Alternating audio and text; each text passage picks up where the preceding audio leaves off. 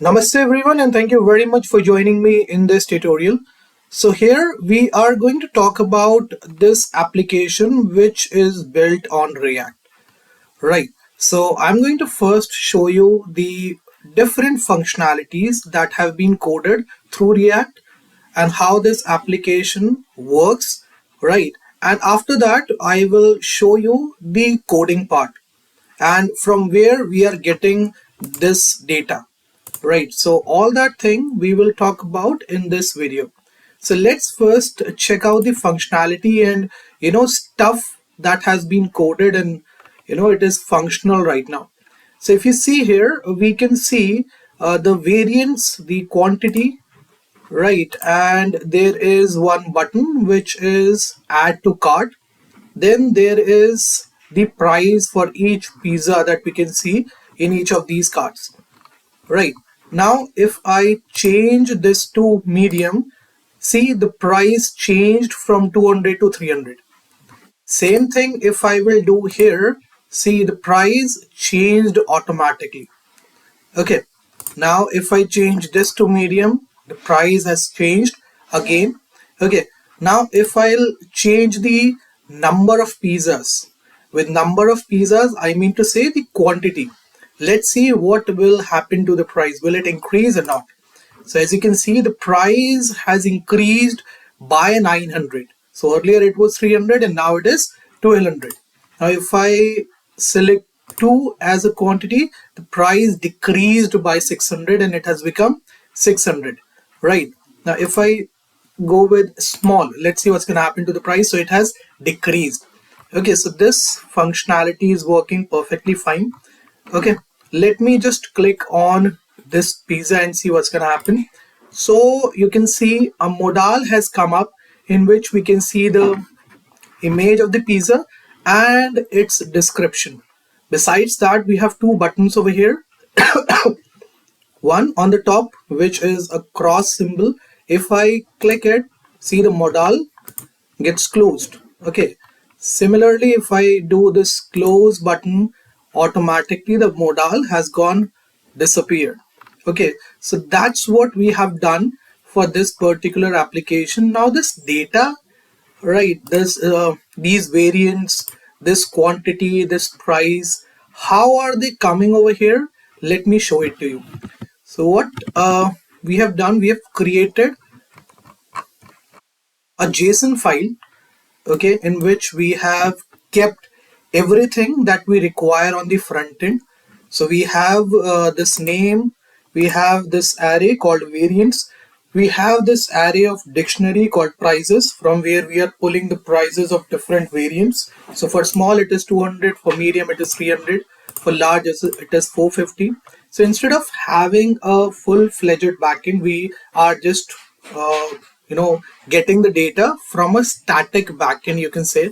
Okay, then we have this category, we have the images URL over here. So if I just delete this URL or if I remove this URL, what is going to happen in the front end? Let's just check it out. Okay, so I'll have to, I think, give it a refresh. Let's see, the image has gone. Okay, now if I will again add this link, what's gonna happen to this? Okay, the image has come again. Fine, so the images are coming from here. This is the description. So the part that we get to see in a modal right below this pizza's image, the a short description of the type of pizza that we have selected. So that is coming, that is also coming from this pizza's data. Okay, so we have defined six in total, six different types of pizzas and their description and other relevant things in total over here, and then we are exporting this. Okay, now there is an index.css file that we are using for styling and everything of our front end. Then let me just show you what all things are there besides these two. So we have this app.js, right, in which we are calling the nav bar. So the nav bar which you're seeing right on the top, which is showing us these three things: my pizza house, login card, it is coming from here. Okay, so we have a separate component called navbar.js which we are calling an app.js. Fine, in the mail file. So this is the navbar code. Then we have, what else do we have here? Okay, we have this home screen component also. So home screen is this. So we have a screen defined over here in which we are calling the data, right? We are getting the data from pizza's data. Fine. This is where we are fetching the data and then we are showing it to the user. Now we have used this component called pizza here. What we are doing, we are passing the data we are getting from pizza's data, okay, to this pizza named component. So this is a prop through which we are passing the data to this pizza named component. Now here what we are doing in this pizza, let me show that also to you. So we have used some constants. Okay, for the modal we have used these two constants, handle close, handle show, and also this one, show and set show.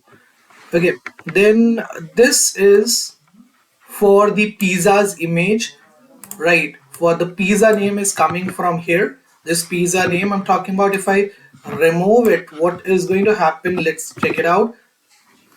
So the pizza name is now not visible to us. Here it is coming, but in these cards, it's not coming. So it's coming from here. What we are doing, we are simply, we are simply getting the data from this and we are using it over here in this application. And then finally, what we are doing, we are calling this home screen, okay, where we have imported the pizza named component over here in this app.js. It's a simple flow that we have used for creating this application, and you guys can also do it easily. Just create a data set like this first, and after that create all these files and put all these code in it. In case you want to learn more about React and things like this, developing application like React, connecting it to the backend like Django or Node, you can contact me. You can learn it from me definitely. That's it from my side in this lecture. I hope you guys enjoyed it. Keep sharing my videos and keep motivating me to make more videos like this. Thank you very much. Bye bye. Take care and have a great day ahead, guys.